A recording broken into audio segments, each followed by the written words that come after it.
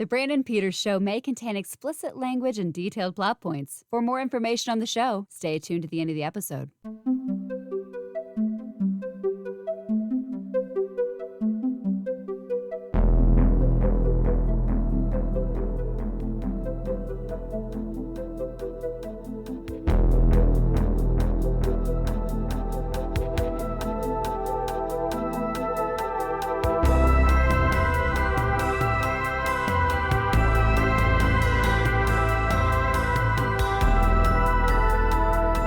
And now, here's Brandon.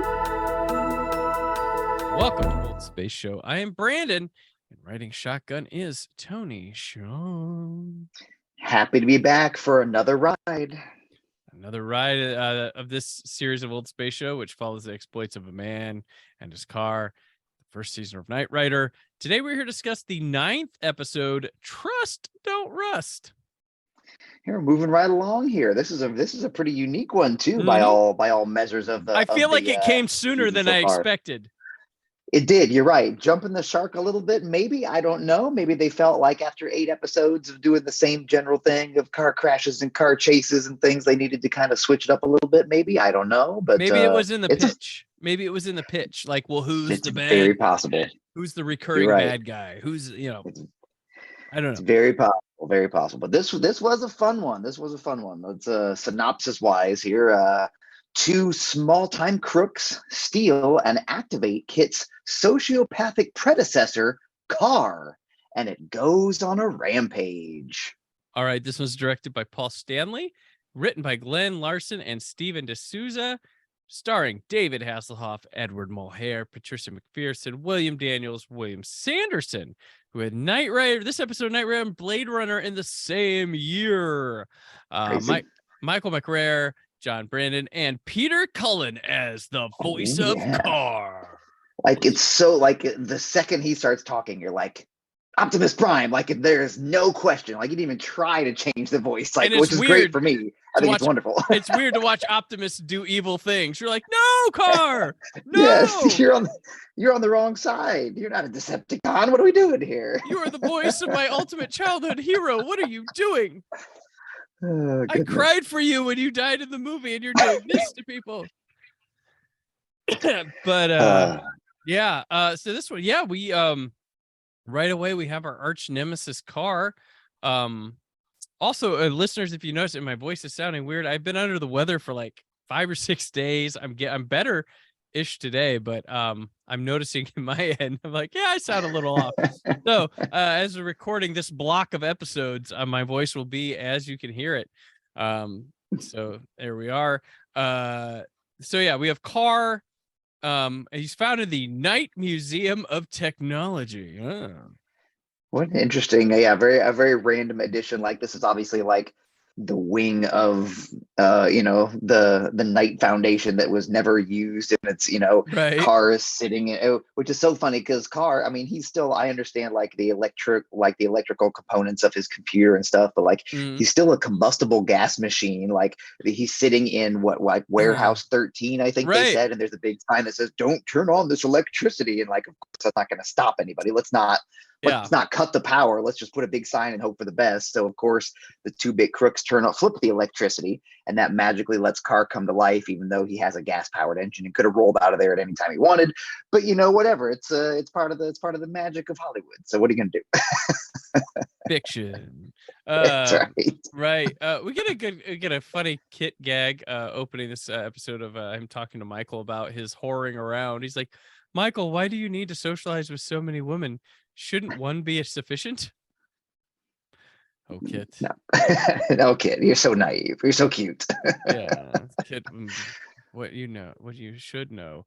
And then basically a couple of drunks break into the museum, which is going to be handed over to the city. Like, this happens tonight, and the twin of Kit breaks out, killing people and stuff, and it's really like, I know they had to work very hard to make like Car like be dangerous, right? Like, intentionally, like really work to separate him, which I thought was interesting too, because they like, he's identical to Kit. Like, even I figured, first watching it, I was like, are they going to make his his front strobe light like a blue different or color, something. Yeah. right? Then that doesn't make sense because red is traditionally your evil villain, like, and it's our kids already got that. So it's not.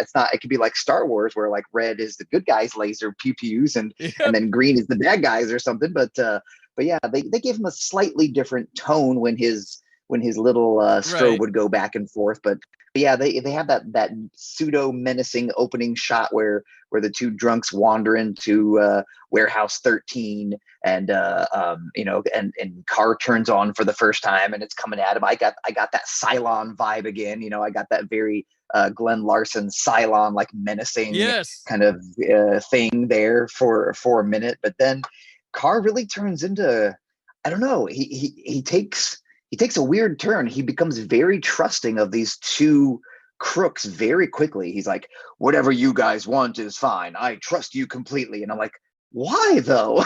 Like, you're an evil genius. Why? Or is he just smarter than we give him credit?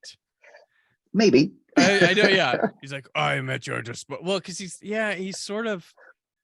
Yeah. Well, because I don't know. We learn he's out to protect himself only, right? That's his thing. Yeah, I suppose so. But yeah, he's all about self-preservation, of course. But then even then, he's like, what do you got?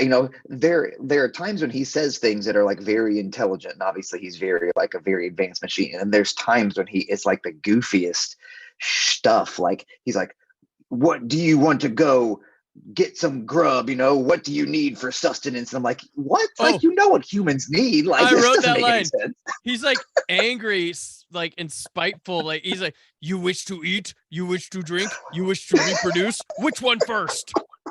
It's just like, wow. I mean, I guess Larson was maybe trying to ride that line of like, it's a smart machine, but it's still a machine. It doesn't understand like what human wants and needs are, maybe. So like they're just trying to like take the emotional aspect out of it. I don't know. I need like the Peter Cullen like recording sessions of like him in the booth reading that line, and like how many takes did he go like, are you that's why you wish to reproduce? Which one first? Like, yeah, if any episode of an old TV series would be yearning for like a DVD commentary track from the creators, this would be the one. I would want to hear like the what were you thinking type of vibe behind this one for sure. Yeah, he's fun. I mean, Carr is a complete entertainment for the threat level he brings and the sheer hilarity of what, because it's almost like that. So grim dark, it's beyond parody type thing. Like, yes, some of like the like some of the stuff like Zack Snyder DC stuff where it'd be like so over the top grim and whatever that it's almost funny. It's almost like parody. And there's some of that here with Carr that I want to believe is intentional. Like they had to been having I feel like they were having a fun time writing this thing. Like, and then he says this and it's like, right. I want to think that maybe there were some smirks behind the scenes writing it. Like, it's very possible. I mean, they obviously had to go like the complete opposite direction because Kit is that kind of, very like upstanding, he's smart, obviously very smart, and he is relatively empathetic, but he's also like a computer. Like, he doesn't understand humans, but like in a good natured way. And they had to make Carr like the polar opposite of that. So they had to go big or go home on that one, I guess. So, well, yeah, there's the ideology between Carr and Kit, whereas Carr talks I mean, I don't know how many times this episode he brings up that he's a line model, a pale copy of the original. He's like, and then but Kit's like, instead of being the problem-ridden prototype, I'm the new and improved model. Like, that's right. Like, do we not understand how alphas and how successive models and 2.0s work? Like, that's not usually don't go backwards. So Carr doesn't. Carr's very emotional, where Kit is not. Like, that's kind of you're right. I feel like there's some of that there, because he's worried about going back to the slammer. Yes, the slammer. We hear that several times. I will not go back to the slammer. I'm like, okay, ease up there, killer. I mean, I could see you in the yard lifting weights with your trunk popping open or something. Like, I don't know what slammer you're going to. You don't know what the car washes are like there. That's right. No one touches my tailpipe. Yeah. Oh gosh. Yeah, they have. I mean, because they have to have humor on the right because they have him go through like a drive-through even, and he's like, "What is that voice? Ringmaster? I see no ringmaster." Because I think it's like some sort of circus drive-in place, and they go, Yeah, "I'm a it's like a Jack ringmaster. in the What can I Box get you?" type. Yeah, right. Yeah, Yeah, it's a very yeah. He's a very literal. He takes things that are in front of him very literal, like you said. Where Kit is pretty empathetic in his emotions. He's pretty mhm. empathetic to his human people around him. Yeah, Carr is very self-serving in those emotions. Everything is is very car centric, which and I forget that car is night automated robot. I forget what the car acronym is. I should have written it down, but it's a borderline acronym at best. I'm like, ooh, they stretched for car. They stretched for this one. Night automated robotic something Night. roving robot or Yes, something. you got it right there. Night Okay. automated roving robot. There it is. Okay, that's it's a bit of a stretch, but all right, we'll allow it. So It's just car because it sounds cool. Kit and car, right? I'm car with like a K. kit and car. It's like, what were the alternatives? Like they're not going to do kit and cat. They're not going to do cart. Like they had Yeah, to go car. like That's and like the go-kart, evil go-kart would be cart. yes. Then they need what cycle would Ooh, be cycle. Kit That'd be a versus tough one. cycle. Cycle. Oh gosh, what other like I don't know. Gosh. Semi. Kit Ram. versus Yeah. semi. Semi. Right? Semi, yes. Oh gosh. Jet. All their Yes, I love it. vehicles, all the I love it. acronyms. I want all the acronyms. We're wandering into like mask territory if we're going with weird and chintzy 80s shows. We're wandering heavily into mask territory Right. now. Every car's got a function. Every Yes. vehicle comes alive. Specializing. Oh my. So yeah, Scar, he helps the drunks with robberies. They go on a spree. But we got to stop Carr, and Bonnie brings like a laser to hit Yes. Carr, which hits the vulnerable spot, which is the scanner in the front. Always right, Yeah, right in the eyes. Poke him in the eyes when all else shuts him fails. Poke off. him in the eye. Mm, In theory, it shuts them off. It's so funny yeah, because there's this huge buildup. She's like, Kit's battery only has enough to power this two laser for shots. 2 shots, and they miss heavily both shots, like not even close. Like it was Yeah, so anticlimactic. You're like, okay, first shot, I get it. You have to miss. right, Second shot, like it's going to be close, right? You got to get nice. Like you're going to get bumper to bumper right up on them. They just miss with the second one. They're like, I got another right. shot. And they just completely biff it. So Well, and they got to be head to head at least 100 yards for 2 seconds. And when she was like giving the lowdown of that scene, I'm like, drama. right. I figured we'd see like them driving like one forward, one backwards really fast, like face to face. I figured we'd get that big shot. Nowhere to be found. Literally nowhere. 2 quick shots, bang, bang, missed him, and he's gone. I'm like, Right. okay, well, there we go. So I have to figure something else out. Yeah. That's the big plan. But like Bonnie, like she gets kidnapped in this and is with the drunks and Carr for a bit. So they're having her like they want her to work on stuff. And the drunks are like, who's Michael Knight? And she's like, when you find out, you'll wish you never asked. Bonnie has a very interesting arc. So this is really one of the first episodes where she gets used heavily throughout the episode. She obviously breaks out of her one scene kind of, She gets to do a computer lot. techno. She does, but she goes from damsel in distress to like co-pilot, riding right alongside with Michael, shooting the laser. She rides the wave of character arc throughout this entire episode. It's very interesting. So It's her goddamn laser, and she's gonna fire it. amen to that, and she's gonna miss heavily. Yeah, because Michael tries to kick her out, and she's like hell, Michael. Let's ride. Yeah, and then there's the dissension amongst the thieves guys, where one's like, "We've gone too far." There's like, "No, I'm gonna keep going with this," and they fire off. But there's like a lot of like action, like chase action sequence. There's Carr takes on like police in this. We have like a Carr even he finally takes out the last guy, like uses his ejector seat with one of the bad guys because he needs to eliminate weight. But like we talked about too the end scene where they fire off and then Michael plays chicken with Carr. to win out. But like, there's this episode, there's stakes, suspense, stunts, action, chasing, and it's a little episode that doesn't really have much going on, but offers up quite a lot. Like, it's Yeah, you're right. I mean, there's not much behind. It's like there's this evil car and he's an asshole, and we got to Right. stop him, and we don't even face off with him till the last 20 minutes. But this is a pretty engaging, like interesting episode. I don't know if it was like, and it's not like the two criminals are like these awesome characters. It's just they're giving us more from, Bonnie, Devin, like our core group here. Yep.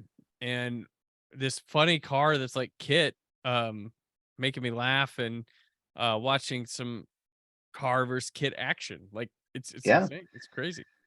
The first 8 episodes are really driven by like Michael being the main character, a lot of peripheral characters kind of coming together. There's Yeah. always someone in distress, someone who needs help, right? Like everyone's kind of that's the vibe is everyone coming together to help those in need, and Kit is always a supporting role in that. This one, the humans kind of take the back seat, and it really is like a robot on robot thing. Obviously the humans are still present, but the two cars are really the primary focus of the episode. It's a very interesting juxtaposition from what's come before. So yeah, I definitely think it probably came at the right time, as like I said. I mean, it's been an engaging first season, but it starts to feel like like it's the same general thing over and over. I know they do a lot of different, they work hard to make the plots different, and I felt that too in the no spoilers, but I felt that in the next episode is one of my least favorites, just because I felt like maybe it was because it followed this one, but it went back to that kind of formulaic thing. So yeah, this one was definitely a high point for this season for sure. Yeah. Yeah. And then like, I think too, like, I don't know, every time they add a little more Bonnie, I think she works there. Like, I think she brings something else that like makes up for areas where Michael's might not out, and his floozies that we keep having every episode don't offer. Like, I don't know Yeah. what it is. They even have before during the chicken thing, they make these like confessions to each other about something, and Kit goes, "Michael, Bonnie, why are you lying to each other?" Yes, it is. They really do an excellent job. They were able to highlight the computers, both Kit and Car, their kind of lack of being able to interpret that human, the human essence, essentially. So between that and questioning if you want to eat or reproduce first, like both cars had some chuckly moments in this episode for sure. Yeah, I did laugh when Car went off the cliff and he goes, "No, no!" Like, it meant like just the Car go, "No, no, I've done this process on myself. Yeah. I regret nothing." Yeah, so Michael and Bonnie have an awkward celebration embrace to add to their will they won't they type thing. But Sure. like, what happened was Michael deduced that Kit was programmed to protect human life and Kara was about self-preservation, so Kara wouldn't want the head-on collision. So yeah, we're getting that a couple. It's happening more and more as the season progresses, where Michael's I don't know exactly what to call it. I'm going to call it the human intelligence, where like Kit can deduce things based on mathematical factors, but Right. Michael can kind of take the human condition and provide a nice balance to that, where he's like, he uses his gut or his instinct Right. to kind of drive some of the decisions that end up working out for him. So it's a very nice balance in our kind of quirky buddy cop story we have going on here. So True. This was a very entertaining episode. I like this Oh, one. yeah. This might be my highlight of the first season so far. I think that It's this a good one. it's a very good one. But yeah, Tony, let's shift gears and look on towards sunset before we hit the horizon. Where can people find you?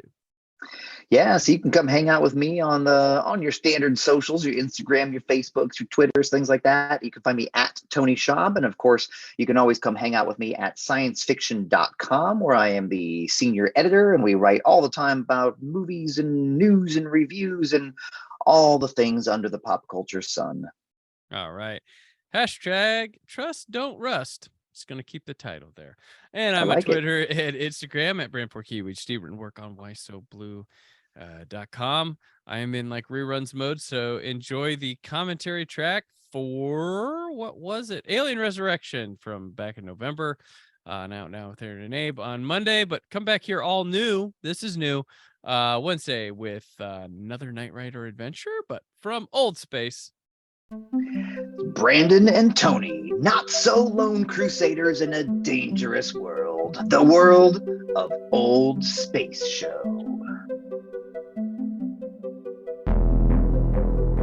Thank you for listening. The Brandon Peters Show is a Creative Zombie Studios production. Produced by Brad Shoemaker and Brandon Peters. Written and edited by Brandon Peters. Announcer vocals by Jessica Alsman. Theme song by Metavari. Web design and show art by Brad Shoemaker with Brandon Peters. All music and clips featured in the episode are property of their respective studios, and no infringement is intended. Additional information on this and other episodes at BrandonPetersShow.com. For any inquiries, press opportunities, or sponsorship, contact mail at BrandonPetersShow.com. The show is available on Apple Music, Spotify, or anywhere podcasts are found.